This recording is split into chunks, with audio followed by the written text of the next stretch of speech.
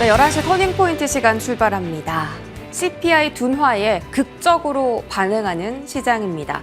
금리 인하 횟수가 줄어들었음에도 불구하고 예상했던 거라 그런 걸까요? 반응이 좀 덜합니다. 오늘 외국인 거래소 선물 시장에 폭풍 순매수 보여주고 있습니다. 거래소가 1% 넘는 강세 흐름 보이면서 2,767포인트까지 올라섭니다. 그와 함께 삼성전자의 주가도 갭상승, SK하이닉스도 갭상승하면서 다시 한번 신고가 경신하는 흐름이고요. 반면에 코스닥은 2차 전지 바이오 쪽 반응이 약간 좀 덜하죠. 오늘은 강보합권 내에서 875선 지나가고 있습니다. 수급 확인하시죠.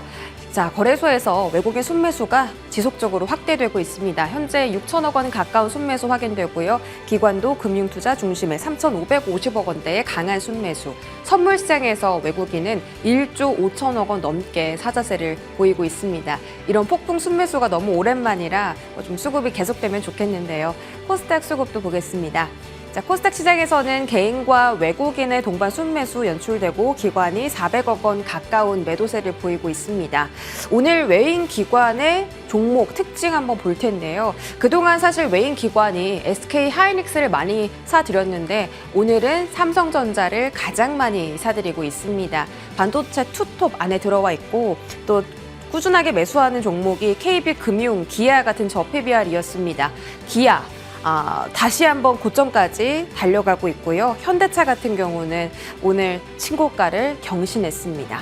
좀 다양하게 삽니다. 음식료도 사고 방산도 사고 최근에 대왕고래 관련주 한국가스공사가 오늘 또 폭풍 슈팅을 보였습니다. 자, 기관 순매수 볼까요? 기관도 지금 반도체를 사고 있는데 삼성전자를 삽니다.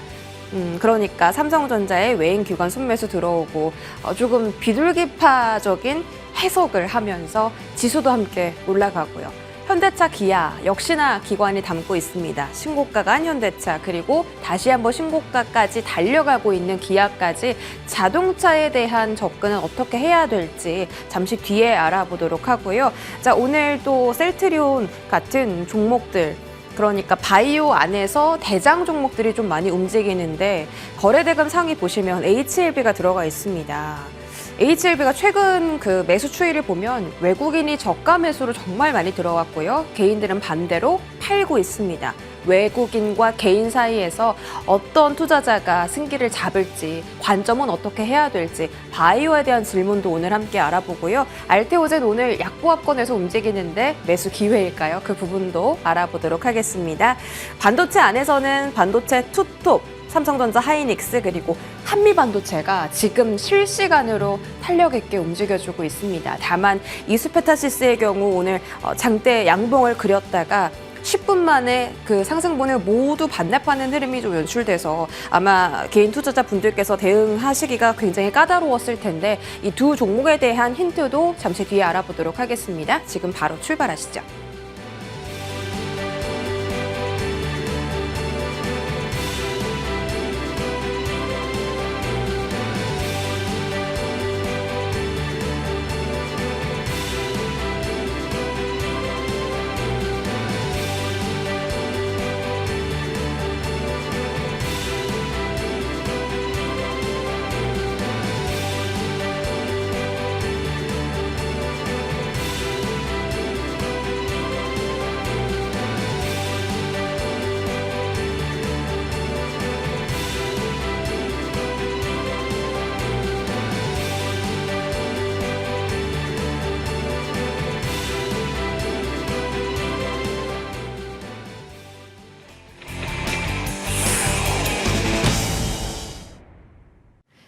네, 탑10 출발합니다. 오늘은 한국투자증권 이프렌드에어 김민진 차장 함께하겠습니다. 어서 오세요. 안녕하세요. 네, 지난주 현충일이었어서 오랜만에 뵙습니다. 자, 오늘도 궁금한 점들 시원하게 해결해 볼까요? 자, 먼저 오늘 외인 기관이 함께 사고 있는 삼성전자 그리고 실적 상향 조정받은 SK하이닉스 과연 어느 쪽으로 매수를 해야 될까 이런 부분들 질문 드려볼 텐데 자, 일단 삼성증권 쪽에서는 삼성전자가 HBM 인증 통과 가능성 크다라고 했고 SK하이닉스는 역대 최대 실적 전망이다. 지금 증권가에서 KB증권뿐만이 아니라 목표 주가를 계속 좀 상향하고 있잖아요. 어딜 봐야 될까 사실 그 고민이 굉장히 큽니다. 차장님의 선택은 어딜까요? 네, 우선 뭐 단기적으로는 계속 SK하이닉스 말씀을 드렸었던 것 같은데요. 네. 아마 지지난주에 나와서도 이런 말씀을 드렸었던 것 같습니다. GPU 혹은 AI의 가장 큰 수혜는 엔비디아다. 엔비디아의 상승 수혜를 다른 쪽에서 찾지 말고 엔비디아의 상승은 엔비디아 혼자 가져가는 거다 이런 말씀을 드렸었고요. 하지만 이제 그에 따라서 당연히 매출액이 늘어날 수 있는 HBM의 수혜는 어디일까를 생각했을 때 네. 우리나라는 하이닉스와 한미반도체 네. 두 종목이다라고 좀 말씀을 드렸었던 것 같아요. 결국은 이 집중된 현상 자체가 오늘의 시장 흐름도 만들어내는 것이 아닌가라는 판단이 들고요. 그러면 이제 의문점이 생기실 수 있을 것 같습니다. 오늘 삼성전자도 올라오는데요. 이렇게 맞아요. 생각을 하실 수 있을 것 같은데 오늘 삼성전자의 상승은 뭐 여러 가지 요인이 있겠지만은 결국은 저는 수급 영향이 가장 크다라고 생각을 합니다. 지금 이제 어제 CPI 이벤트를 소화하면서 우리가 이제 증시의 결정 변수라고 할 수 있는 몇몇 가지 요소들이 있는데요. 제가 이제 가장 주목하는 변수는 10년물 국채금리와 미국의 달러화입니다. 근데 어제 10년물 국채금리가 장중 4.2%대까지 급격하게 밀리는 모습을 보였었고요. 거기에 더해서 달러 인덱스 같은 경우도 거의 1% 남짓 하락을 했었습니다. 물론 이것이 이제 반등세를 보이면서 하락폭 자체는 조금 줄어들었지만은 우리나라 혹은 이머징 국가 전체적으로 수급이 유입될 수 있는 환경이 만들어졌다는 거고요. 우리나라에 수급이 유입된다라고 하면은 다른 종목 다 볼 필요 없습니다. 삼성전자 쪽으로 수급이 유입될 가능성이 매우 높다라는 측면에서 오늘은 IT의 반등보다는 삼성전자의 수급 유입이다라고 보는 게 좋지 않을까 이렇게 판단을 하고 있습니다. 그럼 계속 수급 들어오는 거면 삼성전자 추가 상승도 기대해도 괜찮겠네요? 계속 수급이 들어온다면 그렇겠죠. 네. 아니면은 삼성전자가 또 다른 모멘텀을 만들어내면 됩니다. 그것이 AI라는 모멘텀일 것 같고요. 수급의 유입은 결국은 아까 얘기했던 금리에 대한 하락이 될 것 같은데요. 지금 이제 어제 시장 제가 아까 말씀드렸듯이 4.2%대 채권금리를 확인했지만은 결국 FOMC 결과물을 확인하고 4.3%대로 다시 진입을 했거든요. 연준의 FOMC 결과에 지금 많은 이견들이 좀 달리고 있습니다. 일각에서는 결과물만 놓고 봤을 때는 매파적이었지만은 몇몇 가지 언급을 놓고 봤을 때는 비둘기적인 언급이 있었다. 이렇게 이제 약간 자위하는 얘기를 하고 있는 상황이지만은 냉정하게 얘기해서 시장의 반응 자체는요. 점도표 그리고 FOMC의 그리고 파월 의장의 기자회견과 함께 상승폭을 둔화시킨 게 팩트예요. 맞아요. 그렇다라고 한다면은 연준이 이제 한 번 정도의 금리 인하를 언급을 했을 때 과연 지금 여기서 추가적으로 강력하게 금리가 떨어지거나 아니면은 달러화의 약세가 나타날 수 있을지에 대한 판단 자체가 쉽지 않다라는 거죠. 물론 지난 5월 초처럼 고용 지표라든지 물론 고용 보고서 전까지의 지표입니다. 제조업 지표와 고용 지표가 안 좋게 나오면서 금리나 속도 자체가 좀 빨라질 것이다라는 기대감이 발생되게 된다면요. 달러 인덱스의 약화와 함께 삼성전자의 수급이 더욱더 유입될 수 있겠지만은 지금 그것에 대한 판단은 어렵고요. 그렇다라고 한다면은 아까 삼성증권이 얘기했던 것처럼 결국 AI에서 뭔가 돌파구를 좀 마련해 줘야지 삼성전자의 매수가 정말 꾸준하게 유입될 수 있지 않을까 이렇게 판단을 하고 있습니다. 네. 정말 파월 의장이 발언하자마자 시장 상승률도 둔화되고 달러와 약세도 둔화된 게 그렇죠. 사실인데 왜 시장은 비둘기파다라고 반응한지는 잘 맞아요. 모르겠습니다. 보고 싶은 것만 보는 시장일 수도 있고요. 삼성전자가 금리의 영향을 많이 받는다고 하셨는데 이 증권사 리포트를 뜯어보면 인증 통과 가능성 크다라는 게 결국 그 NCF 방식 있잖아요. 네. 그 방식도 경쟁력을 인정받아서 주가에 반영된다라는 게 이 증권사의 주장이긴 했는데 하필 또 삼성증권이라서. 근데 그 근거가 있는 이야기예요? 사실 이제 저도 그 리포트를 좀 읽어보다가 네. 이제 왔는데 네. 사실 내용만 놓고 봤을 때는 이게 어느 정도 뭐 확신이라든지 이런 것들이 들어가 있는 내용이라기보다는 기대감도 좀 있는 내용이 아닐까라는 판단이 들고 다만 이제 최근에 몇몇 증권사들이 이 삼성전자의 6월 HBM 3 8단에 대한 승인 통과 가능성 그리고 이제 뭐 하반기 3분기 내에는 12단에 대한 통과 가능성에 대해서 언급을 많이 하고 있습니다. 네. 그것은 지금까지 결국은 이제 삼성전자가 보여줬었던 어느 정도의 기술력에 대한 인정이 아닐까라는 판단이 들고요. 제가 보기엔 첫 번째는 그것보다는 두 번째 엔비디아 때문이 아닐까라는 생각이 듭니다. 이게 갑자기 무슨 얘기냐. 네. 엔비디아의 입장에서는 굉장히 많은 HBM을 지금 사용을 하고 있다는 거죠. 그런데 HBM 같은 경우는 이제 동일한 메모리 제품이지만은 전수조사가 쉽지 않다라는 측면, 그리고 새로운 공정에 대한 도입과 함께 아직까지 수율이 D램처럼 황금 수율까지 올라가지 못했습니다. 그렇다고 한다면은 결국은 안정적인 물량의 확보를 위해서 가장 중요한 것은 1차적으로는 수율에 대한 확보가 중요하겠지만은 두 번째는 공급망에 대한 다변화가 나타나게 된다라고 한다면 그것도 조금 더 편안하게 공급을 받을 수 있다는 거죠. 그러한 측면에서 봤을 때 지금 삼성전자의 단기적인 제품의 경쟁력이 어마어마하게 뛰어나다라고 볼 수는 없겠지만은 SK하이닉스로부터 모든 물량을 받는 데에 따른 불확실성이 있기 때문에 있죠. 삼성전자에 대한 승인과 함께 어떻게 보면은 이 부분을 조금 더 개선시켜 나가는 전망들이 나오지 않을까라는 판단이고요. 그렇기 때문에 승인 가능성 자체는 저도 유효하다. 다만 삼성전자가 이것을 아까도 얘기했듯이 양산 채널로 확대를 시키고 지금 이제 샘플 테스트, 샘플 매출액이 아니라 양산 매출액으로 확대를 시키고 거기에 더해서 정말 돈을 많이 벌 수 있는 수율까지 올라가는 게 언제인지에 대한 불확실성이 남아있다는 거죠. 그렇기 때문에 저는 삼성전자가 AI 반도체에 대한 승인이 나올 때는 하나의 뉴스 모멘텀으로 작용을 하겠지만은 삼성전자의 실적 내에서 더욱더 중요한 것은요. 결국은 HBM에 대한 내용보다는 레거시 반도체에 대한 회복이 더욱더 중요하지 않을까 이렇게 생각을 하고 있습니다. 네, 어제 뭐 파운드리 포럼 개최한 것도 네. 삼성전자가 뭐 최첨단 그 파운드리를 쓴다는데 뭐 그것도 주가 끌어올릴 수 있는 재료인가요? 사실 파운드리 쪽 기대감은 좀 있다라고 저는 판단을 하고 있는데 약간 아쉬운 부분은요. 며칠 전에 이제 이 TSMC가 5월달 5월달 실적 발표를 했습니다. 대만 업체들 같은 경우는 이제 매월 실적 발표를 하게 되는데 이번 실적에서 놀라웠었던 점은 역시 TSMC다. 그리고 파운드리의 점유율 기준으로 봤을 때 삼성전자와 TSMC의 파운드리 격차는 더욱더 벌어졌습니다. 그렇기 때문에 파운드리 뭐 회복은 되겠지만은 단기적으로 강력한 기대감을 가져가기에는 만만치 않은 부분이 있을 것 같고요. 다만 이제 하나의 뉴스 소식을 저는 좀 기대를 하고 있는데요.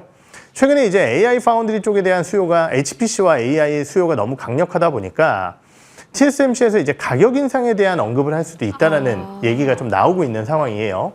물론 그거 아니더라도 워낙 좋기 때문에 안 할 수도 있겠지만 TSMC 입장에서는 당연히 가격 인상하면 실적이 좋아지는 거니까 충분히 네. 고려할 만한 상황이다라고 판단이 되고요. 그렇다라고 한다면은 삼성전자 쪽의 낙수 효과와 파운드리 쪽에 대한 실적 개선이 분명히 나타날 가능성이 있기 때문에 그 뉴스 소식을 좀 기대하고 있다 이렇게 보시면 될 것 같습니다. 가격 인상 뉴스가 삼성전자의 주가를 깜짝으로 올려 세울 수도 있다라고 하셨습니다. 자, 오늘 그 한미반도체랑 이수페타시스의 시선이 좀 엇갈리거든요. 이수페타시스가 장 초반에 좋았습니다.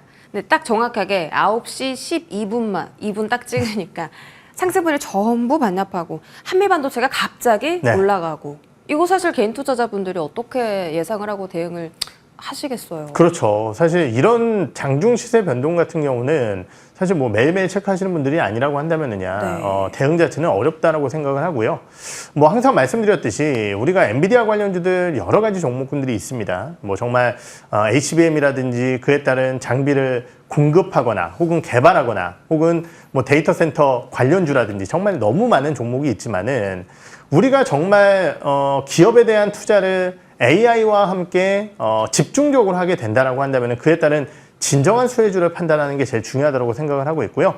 그 종목이 결국 우리나라에서는 SK하이닉스와 한미반도체다. 그렇다라고 한다면은 이수페타시스가 나쁘다라는 것은 아니지만은 오늘처럼 코스닥 시세를 조금은 잃고 있는 상황 속에서 반도체 소부장 같은 경우도 결국은 상승폭을 더욱더 확대시켜 나가지 못하는 상황이라고 한다면은 아까 얘기했던 정말 주도주군 쪽으로 수급이 집중될 수밖에 없는 상황이거든요. 오늘 그러한 주가 연출이 나타나고 있는 게 아닌가 이렇게 보고 있습니다. 근데 사실 뭐 이수페타시스도 명실상부 반도체 섹터 안에 주도주기도 하고 또 브로드컴이 실적이 잘 나왔죠. 가이던스도 보니까 AI향 매출이 4분의 1이나 차지했고 뭐 액면 분할 이런 수혜로 이수페타시스가 간 거 아니에요?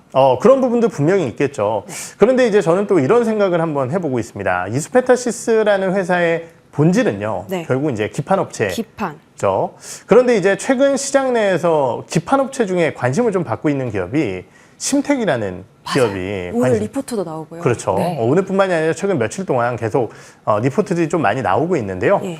이유가 뭔지를 살펴봤더니 결국은 이제 메모리 기판 쪽에 대한 성장이고, 이에 따라서 기판 관련주 쪽에서 최근 한두 개 분기 내에 빠르게 실적이 올라올 수 있을 만한 기판은 결국 메모리 기판이라는 쪽이거든요.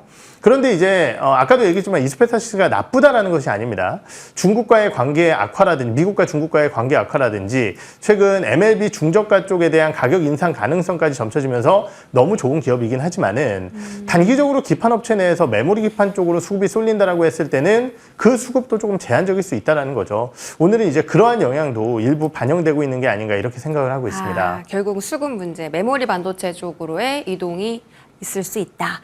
자, 그럼 이스페타시스는 계속 매수 의견인지 그것만 하나 여쭤볼게요. 네, 저는 뭐 충분히 이스페타시스 계속 봐야 될 기업이라고 판단을 하고 있고요. 네. 뭐 결국은 이제 작년보다 올해보다는 내년도에 기대감이 더 커질 기업이기 때문에 중장기적으로, 그러니까 오늘 같은 뭐 이러한 단기적인 시세 변동은 어쩔 수 없지만은 중장기적으로 좀 지켜봐야 될 기업이라고 판단을 하고 있습니다. 알겠습니다. 반도체 이야기 여기서 마무리 짓고 바이오로 넘어가겠습니다. 코스닥 시총 상위에 있는 HLB에 외국인의 순매수가 최근 들어 꾸준하게 들어오고 있습니다. 그 가남신약 리보세라닙이 FDA 승인 과정 중에 네. 다시 조금 보완해와라는 그걸 받았잖아요. 근데 사실 그게 글로벌 빅파마들 다 받는 거고 다 그렇게 해서 통과해서 신약 다 개발한 건데 너무 이제 개인 투자자들이 민감하게 반응하는 게 아닌가라는 이야기도 있습니다. 그래서 오히려 외국인들은 싸다 하고 더 담는다고 하더라고요. 어떻게 같이 좀 개인 투자자들도 사야 될까요? 사실 이제 항상 말씀드렸듯이 바이오텍 같은 경우는 뭐 워낙 험난한 길을 걷게 되죠. 특히 이제 지금 이 리보세라닙이라는 약도 1, 2년 묵은 떡밥이 아니다 보니까 네. 이번에 실망감이 더 크지 않았을까 이렇게 판단을 하고 있습니다. 결국은 뭐 항상 말씀드렸듯이 회사가 증명해주는 수밖에는 없어요. 우리가 옆에서 아무리 될 것 같아, 이번에는 달라 이렇게 얘기를 해도 회사가 좋은 결과물을 만들어내지 못한다라고 한다면은 바이오텍들 같은 경우는, 이거는 비단 우리나라뿐만이 아니라요. 미국의 바이오텍 같은 경우도 사실 임상에 대해서 안 좋은 내용이 나오면은 주가가 급락하는 것은요, 당연지사입니다. 특히 우리나라 같은 경우는 하한가 제도가 있지만은 네. 미국 같은 경우는 그게 없기 때문에 하루 만에 뭐 반토막 나는 기업들도 수두룩해요. 그렇기 때문에 이러한 부분들만 놓고 봤을 때 그냥 뭐 나중에 될 거니까 사야 된다 이렇게 그냥 쉽게 판단하기에는 좀 어려운 부분이 있다라는 거죠. 근데 저 같은 경우도 사실은 이번에 임상 데이터를 보면서 사실은 될 가능성이 꽤 높다라고 판단을 했었거든요. 네. 그런데 그것마저 이제 안 되다 보니까 얼마나 실망 매물이 좀 많이 나왔을지 이런 것들이 좀 이해되는 부분일 것 같습니다. 항상 바이오텍 같은 경우는 뭐 많이 말씀을 드리는 게, 제가 이렇게 리포트 한두 번 보고 말씀을 드리는 것보다 사실은 5년 이상 보유하신 분들이 저보다 훨씬 더 박사시거든요. 예. 그렇기 때문에 참 말씀드리기가 조심스럽습니다. 지금 올라오는 것에 대한 주가 반등, 충분히 가격이 많이 하락했기 때문에, 그리고 앞으로의 추가적인 FDA 승인 가능성, 이러한 부분들 때문에 뭐 HLB 언제든지 매매할 수 있는 기업이다라고 판단을 하고 있지만은, 그에 대한 판단 자체는 뭐 굉장히 어렵고, 또 확률이 상당히 높았을 때도 드랍이 됐기 때문에 그러한 리스크 관리는 충분히 하시면서 대응을 하셔라, 이렇게 좀 말씀을 드려야 될 것 같습니다. 네, 굉장히 조심스러워 하시네요. HLB 주주분들도 네. 많이 계시기 때문에. 오늘 뭐 바이오 종목들이 최근에 계속 오른 것도 그렇고 개별 종목들이 이슈에 또 크게 반응하는 것도 다 금리 인하에 대한 네. 기대감이 있었는데 모르겠습니다. 금리 인하 횟수가 줄었잖아요. 그렇죠. 어쩌면 연내 안 할 수도 있다라는 반응도 일각에서 나오고 있긴 한데, 금리에 너무 영향을 많이 받는 바이오 섹터이기 때문에 좀 좌지우지될 가능성이 높습니다. 계속 금리가 인하 기대감이 좀 사라진다면 바이오 섹터가 떨어질 수도 있지 않을까요? 근데 이제 최근 국내 시장의 바이오텍들의 주가 흐름을 보면은요, 정말 양극화다 이렇게 좀 생각이 들어요. 가는 곳만 간다? 그렇죠. 예. 지금 예전에 한번 나와서 이제 연초에 투자 의견을 드렸었던 게, 결국 우리나라 바이오텍들 투자하기 굉장히 쉽다.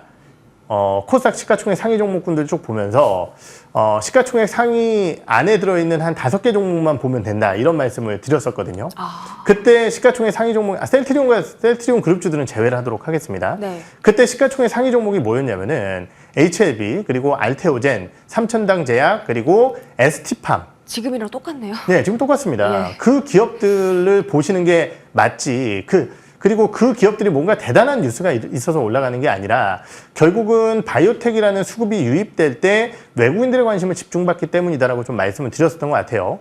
지금 그러한 현상이 좀 이어지고 있는 상황인데 반면 그 밑에 놓여져 있는 시가총액 1조 원 이하의 바이오텍들 같은 경우는요.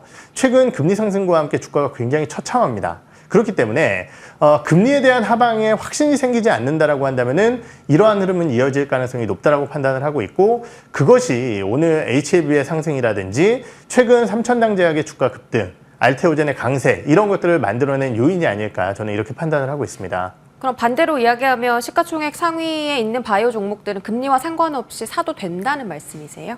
우선 뭐 그런 다른 바이오텍들보다는 훨씬 더 강하다라는 말씀을 드린 거고요.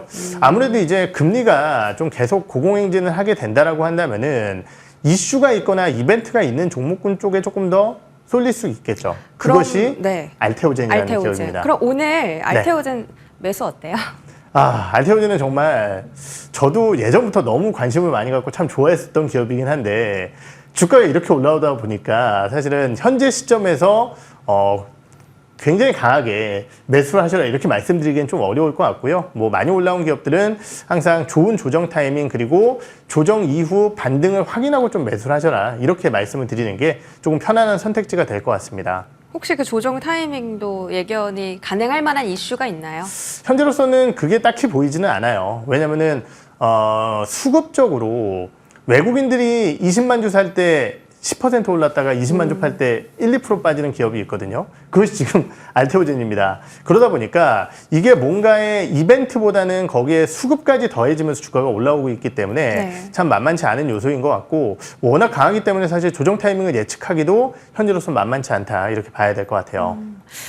그 미국의 생물보안법, 뭐 로비 이야기가 있는데 우시 바이오로직스가 규제 명단에서 빠졌다. 근데 사실 국내에서 우시 바이오로직스 규제 반대 이제 반사 이익 수혜주로 네. 거론됐던 CDMO 종목들 있잖아요. 그렇죠. 대표적으로 바이넥스. 네. 오늘 잘 가거든요. 별로 이 이슈가 영향이 없나요? 우선 삼성바이오로직스와 셀트리온, 뭐 특히 이제 삼성바이오로직스가 가장 큰 수혜를 받을 수 있는 내용이었던 것 같은데요. 네. 저는 그렇게 생각을 합니다. 결국은 이제 법안에 빠졌다고 하더라도요. 미국과 중국의 관계가 안 좋으면은 이게 다시 등장하지 않을까.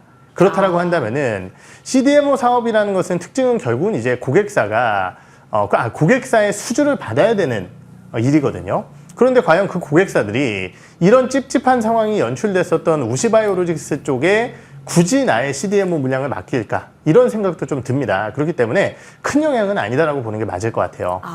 알겠습니다. 또 다시 한번 이 규제 이야기가 나올 수 있다라는 부분 체크해봤고요. 자, 자동차 짧게 보겠습니다. 현대차 오늘 신고가 같고요. 네. 더 갈 수 있습니까?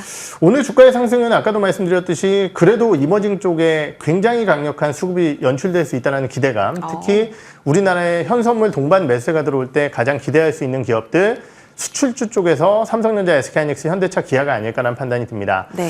거기에 더해서 지금 월별 데이터들이 나오고 있는데요. 우리가 이제 내수 쪽에 대한 부진이 있지만은 해외 쪽에서 워낙 좋은 데이터들을 만들어내고 있고 ASP와 안정적인 인센티브를 봤을 때 또 걱정했었던 2분기의 실적 자체가 부담이 없을 것 같습니다. 그렇기 때문에 자동차 기업들 관심은 유효하다고 판단을 하고 있고요.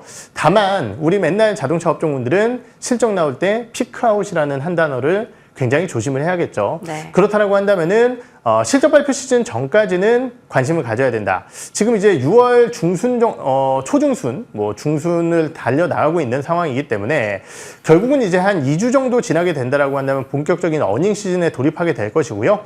그때는 또 이제 오히려 현대차 기아가 약간은 힘을 잃을 가능성이 있다는 측면에서 아직까지는 홀드 전략을 추천드리겠다 이렇게 말씀을 드리겠습니다. 약간 제로 소멸 전략인가요? 그렇죠. 아무래도 이제 항상 그런 것들을 우려했었던 상황이기 때문에 뭐 아무래도 시점상으로 봤을 때는 어닝 시즌이 좀 돌입하는 시점에서는 힘을 잃을 가능성이 있다 이렇게 보고 있습니다. 알겠습니다.